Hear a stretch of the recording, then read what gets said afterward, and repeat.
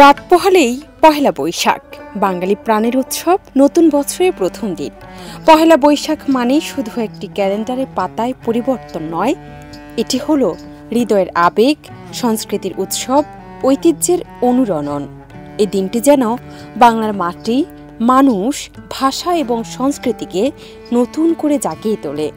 নগর থেকে গ্রাম, সবখানেই বৈশাখ আসে উৎসবের বার্তা নিয়ে। এই বিশেষ দিনকে ঘিরে চলে নানা আয়োজন। প্রতি বছর পহেলা বৈশাখে পরিণত হয় প্রাণীর মেলায়। নতুন বছরের প্রথম সূর্যকিরণ যখন বাংলার আকাশে উদিত হয়, ঢাকা শহরের রমনা ও ঢাকা বিশ্ববিদ্যালয়ের চারুকলায় তখন জেগে ওঠে হাজারো মানুষের পদচারণায়, সুরে, রঙে আর ঐতিহ্যের ছোঁয়ায়। আর তাই বৈশাখের আগমনের আগেই শুরু হয় ব্যাপক প্রস্তুতি। রমনায় পহেলা বৈশাখের মূল আয়োজনটি হয়ে থাকে ছায়ানটের প্রভাতী সঙ্গীতা অনুষ্ঠান দিয়ে, যা প্রায় ৬ দশক ধরে বাঙালির নববর্ষ উদযাপনের প্রধান অনুষঙ্গ হয়ে উঠেছে। এই আয়োজনকে ঘিরে রমনার প্রতিটি প্রান্তে চলছে সাজ সাজ রব।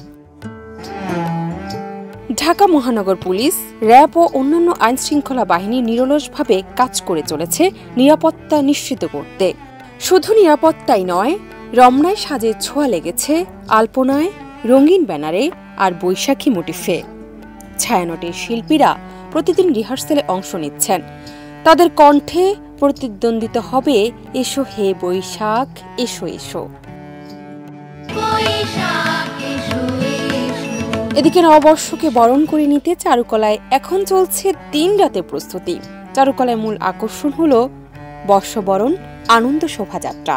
এই শোভাযাত্রাকে ঘিরেই বছরের সবচেয়ে বড় শিল্প উদ্যোগে মেতে উঠেছেন চারুকলার শিক্ষক শিক্ষার্থীরা।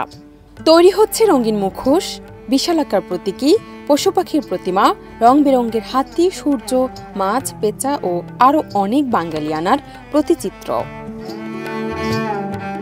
পহেলা বৈশাখ শুধু একটি দিন নয়, এ আমাদের প্রাণের উৎসব। নতুন বছর, নতুন সূর্য, নতুন আশা নিয়ে বাঙালির হৃদয় ফিরে আসে এই দিন। মুছে ফেলা হয় বিগত বছরের সকল গ্লানি আর বরণ করে নেওয়া হয় নতুন সম্ভাবনাকে। জান্নাত নিপু, দেশ রূপান্তর।